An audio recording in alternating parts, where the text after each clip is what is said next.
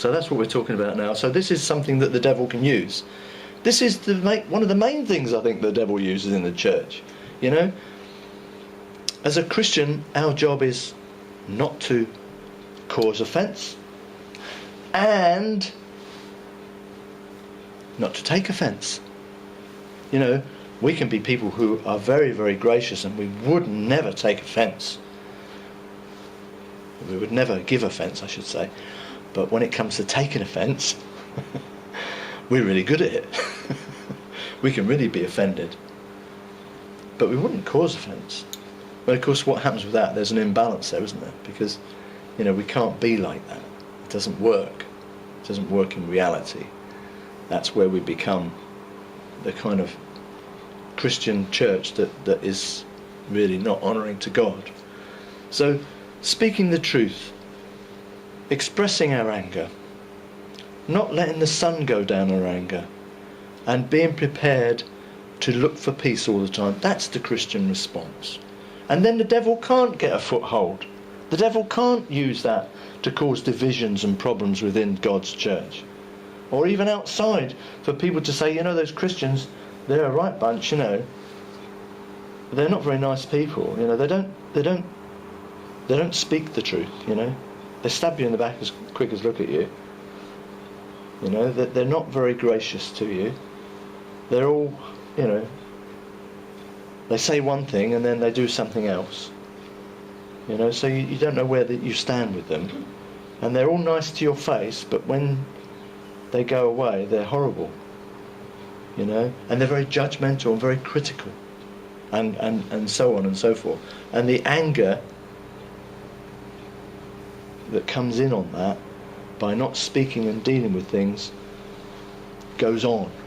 So it's a ripple effect. It just goes on. So having that thought of not letting the sun go down on my anger means I've got kind of like I've got something that says I've got a bit of a boundary with my anger. I need to do something with it before I go to sleep. And if you're in a marriage, you know, most people will know that, you know, sex oils the wheels of a marriage. That's what it's been given to us for, to enjoy and to release tension and so on. Apart from the, you know, procreation of children, God wasn't wrong in giving us a sexual difference and sexuality, and sex is a good thing. So in that situation, if we can say sorry when we've offended someone, or say to someone, you know what, that upset me, and the other person gets a chance to say sorry, and then you can make up, and you know, things can be different. And lots of marriage breakups, a lot of it stems from the anger not being dealt with, and therefore sex doesn't happen. You can't go to bed with someone stewing and boiling and festering on anger and expect to have a good sex life. It doesn't really work. Now, I know that anger and sex are very strongly related. They're both very strong emotions, and it's the same part of the brain that is coming to life. However, it does not help you in your relationship, in your marriage, to hold on to anger, because it will hurt. So going to bed is like the final point of the day where you can say sorry, not regurgitate everything, maybe talk about it before you go to bed, and then the person can think about it, and then by the time they go to bed they can say their sorries, and then, you know, that promotes a good relationship, a good sex life, a good marriage, and the wheels are all oiled and it all works okay, and they can wake up. You wake up the next day, it's a new day. It's a new beginning. How many times do I forgive my brother in a day? 7 times? 77 times. In other words, unlimited. If somebody asks us to forgive them and says, I'm sorry, I didn't mean to make you angry, I didn't mean to upset you, I'm sorry you're angry, then we must forgive them and move on. And that's what Jesus taught us. But here we are. Paul is talking about not giving place to the devil. And then he goes on to say, let him who stole steal no longer, but rather let him labour. So there's a very good truth in here, there's a very good teaching in here about not being people who steal from others and who use their hands to good effect and labour. It also says in the New Testament that if a man doesn't work, he shouldn't eat. This is a biblical principle. So there's something in us. We were designed to work. We were designed to be able to apply ourselves to a task, and we get satisfaction out of that. Our bodies develop out of that. We have a sense of fulfillment out of that. We have a sense of growing up in that, because when we're children we don't want to work, we want to play. And so in a way it's good for work is good for us, because it really works our body, and our bodies are very finely tuned machines. We're not robots, I know, but you understand, our bodies were designed for work. Our bodies were designed to be mobile and do stuff.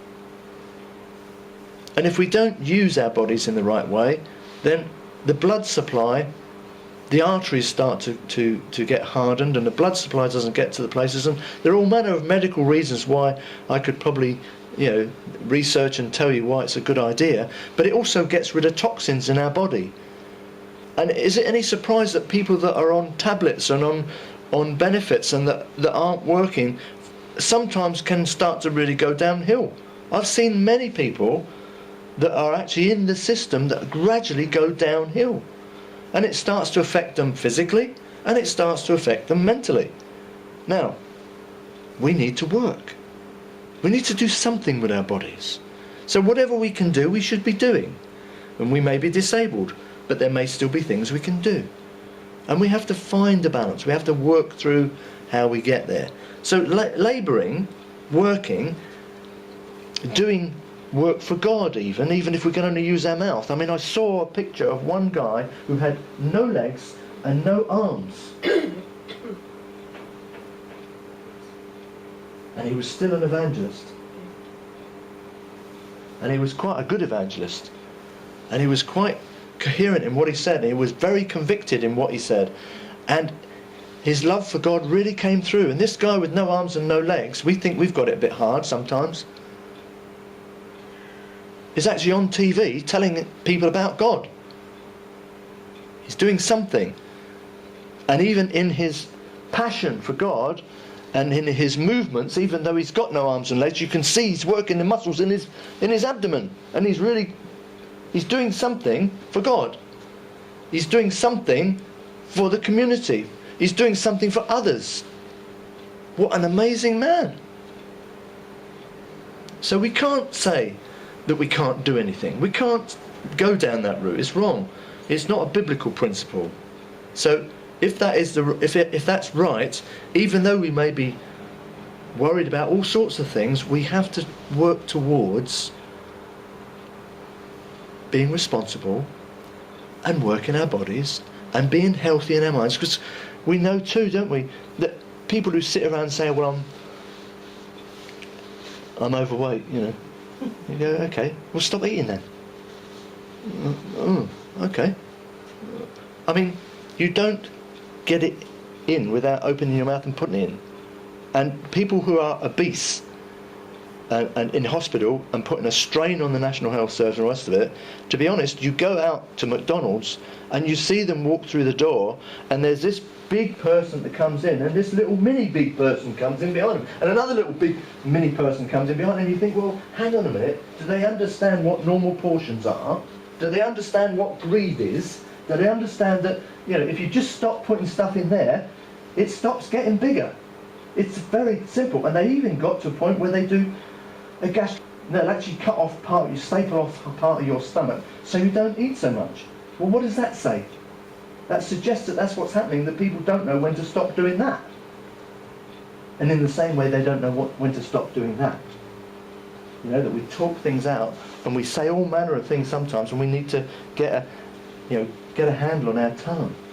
So, this is a biblical principle that's going on here, that we need to work, and when we work our bodies, we can eat more. And our energy, and we get rid of the excess. We get rid of the toxins in our body. And if you can't eat more, then you have to work out how you can eat the right foods, the right amount of foods. And sometimes people have got thyroid problems and they can't do anything about it. That's understandable. We all know about those kind of problems. Somebody may be disabled and they find it difficult to lose weight because they can't exercise. We know about those problems. We're not talking about that. We're just saying that whatever you are, whatever position you are in, there is something you can do about it if you look hard enough and you want to. That's the important thing. There's always something you can do, whether it's counting calories, whether it's just saying no to the second portion, whether it's saying no to the puddings and maybe just having it once a week, or whatever you do. But the important thing is that you try to work your body too, because that releases endorphins, and that releases different chemicals in our brain. So if we're feeling depressed and miserable, we're sitting there and we're comfort eating and I feel awful, let me have another sandwich, it's not really helping us, and our friends shouldn't be helping us by colluding with us in that situation, and we need to start working at how we get through this. What do we do? So by a little bit of exercise and stopping putting so much into our mouths, we get our bodies get fitter. The right chemicals are released in our brains. We get rid of the anger, all the built-up toxins in our brains by expressing by exercising as well.